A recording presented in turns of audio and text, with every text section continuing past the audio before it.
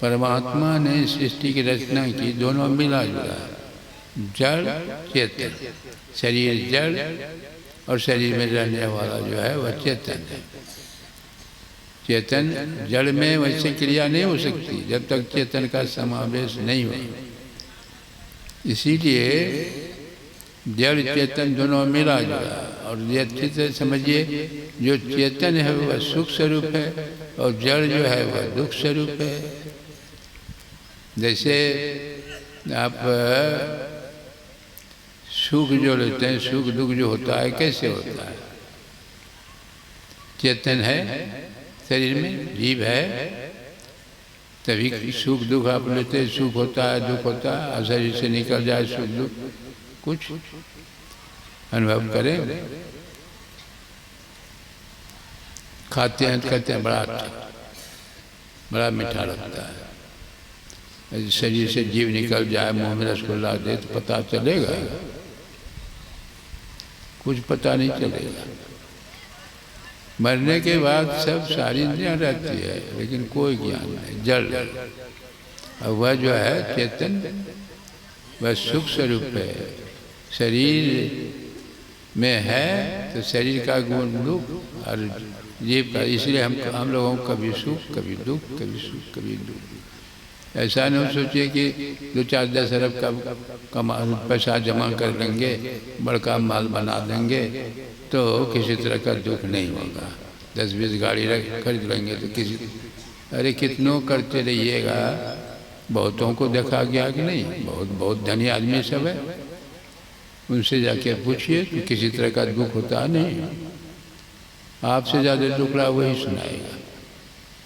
समझ, 3 तरह के दुखों का वर्णन शास्त्रों में किया गया है। 3 तरह के दुख, दैहिक, दैविक, भौतिक। दैहिक दुख जैसे बीमारी, घाव घास, ये जो शरीर में, इसको दैहिक दुख कहते हैं। भौतिक दुख को कहते हैं सांप ने काट लिया, बिच्छू डंक मार लिया, किसी ने किसी को मारा। जीव से जो जीव को दुख होता है उसको भौतिक दुख कहते हैं। और दैविक दुख अचानक आग लगा, बहुत लोग जल के मर गए। देखते हैं पृथ्वी हिलने लगती, भूकंप, बहुत सारे मकान गिरते हैं, लोग दब के मर जाते हैं। तो आप जब ये भूकंप हुआ तो आप विचार कीजिए, 10 महल का 20 महल का जिसका मकान है वह भूकंप में गिरेगा कि नहीं? सबसे पहले उसी का मकान गिरेगा और उसके अंदर कोई बचेगा?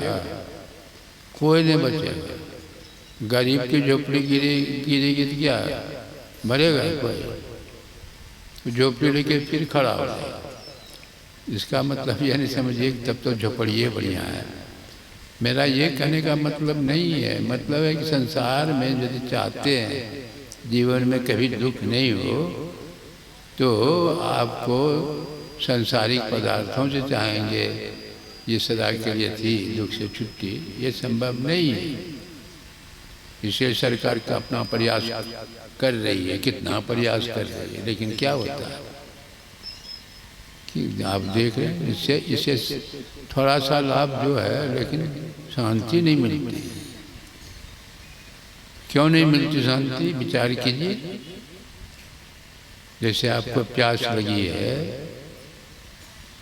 तो कोई कहेगा कि तेल जो है ना, पानी ऐसा लगता है, पी लीजिए प्यास चली जाएगी। घी पी लीजिए प्यास चली जाएगी। तो क्या प्यास जाएगी?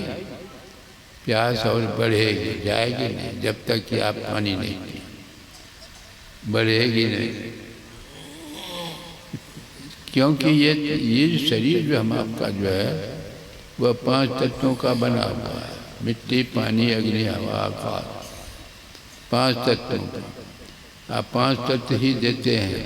पानी पीते हैं, खाते हैं, अन्न तत्व जो है, जल तत्व, अग्नि तत्व, सब देखिए, हवा रखा, ये 5 तत्वों का शरीर है। तो 5 तत्व को देख करके शरीर को स्वस्थ सबल बना के रखें। किसी एक तत्व की कमी हो जाए तो शरीर नहीं रहेगा, खत्म हो जाएगा। तो जिन पदार्थों से ये शरीर मिला उन्हीं पदार्थों को देख करने चाहते हैं सुख मिल जाए।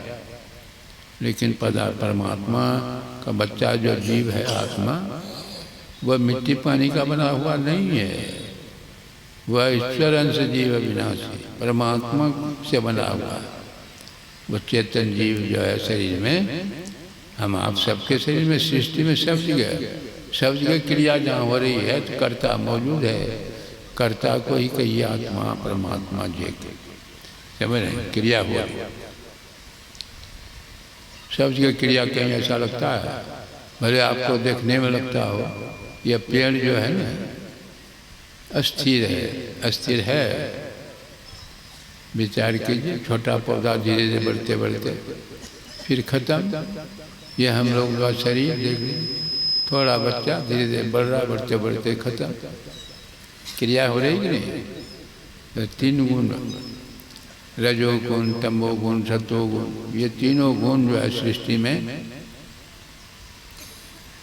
काम कर रही है। तीनों, रजोगुण का काम है पैदा करना, सतोगुण का काम है पालन करना, पोषण करना, तमोगुण का काम है विनाश कर देना।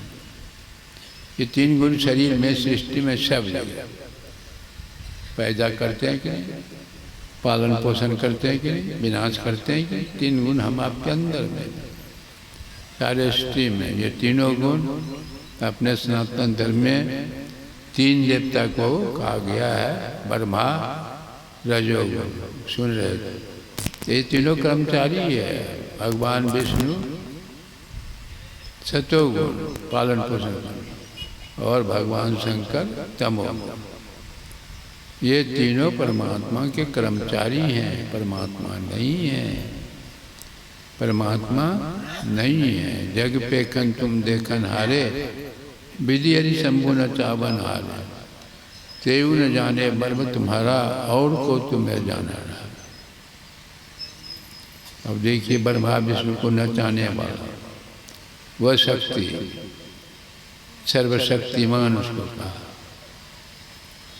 उसको तो तुलसीदास ने क्या किया, ऐसा ऐसा आकाश, करोड़ों आकाश जिसमें अड़ जाए उसी को परमात्मा का। लेकिन दोनों में अंतर क्या है? आकाश जड़ है और परमात्मा चेतन।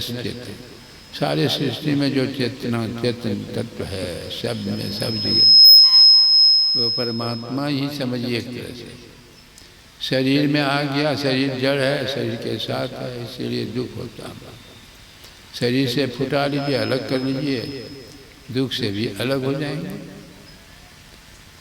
तब जीवन में दुख नहीं। संसार में रहेंगे जीवन मुक्त पुरुष होकर, जीवन मुक्त संसार में रहे। शरीर से शरीर में घुल मिल कर के दुख है, चेत क्या करेंगे? उसी बिजली की नंगी तार जो है ना, वहाँ उंगली रखिए, जिनकी बिजली का पता लग जाएगा कि बिजली है कैसे। नहीं लगेगा पता, सारा शरीर झंकृत कर देगा। अनुभव गम्य है, वह पानी का और इंद्रियों का विषय का ये नहीं है। आप ये पृथ्वी घूम रही है, पृथ्वी पर जितने हैं जीव जंतु, जंगल, पहाड़, सभी घूम रहे हैं कि नहीं? पृथ्वी घूम रही है, तो क्या बुद्धि के नहीं कहती कि ये घुमाती कौन है? ये पृथ्वी अपने आप घूम रही है। पृथ्वी अपने आप घूम नहीं रही है। बुद्धि कहती है कि घुमाने वाला कोई है।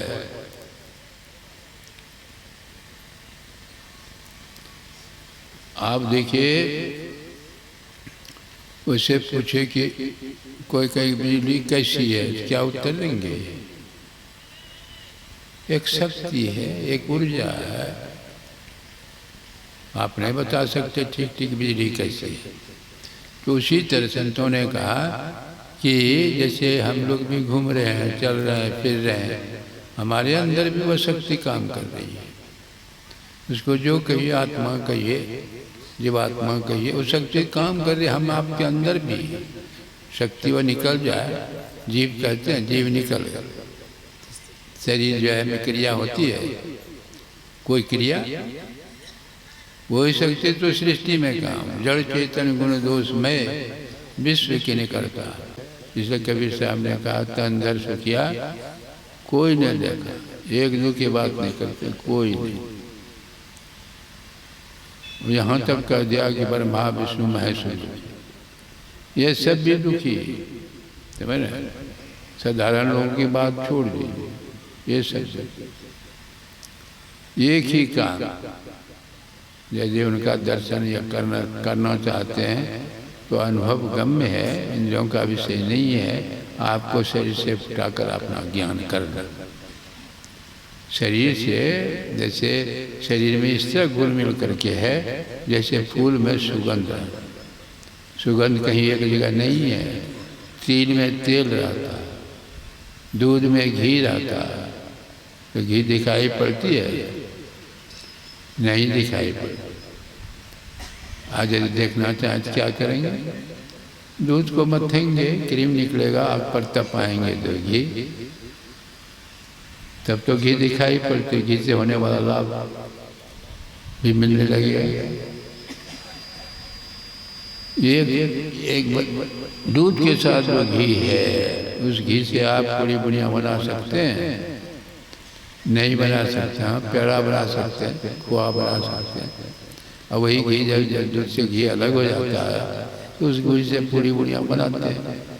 तो शरीर के साथ रह करके जो आत्मा ज्ञान करती है इंद्रियों के साथ, संसार का ज्ञान, संसार का सुख, और शरीर का संग छोड़ करके जो ज्ञान होगा वही है ब्रह्म ज्ञान, परमात्मा का ज्ञान।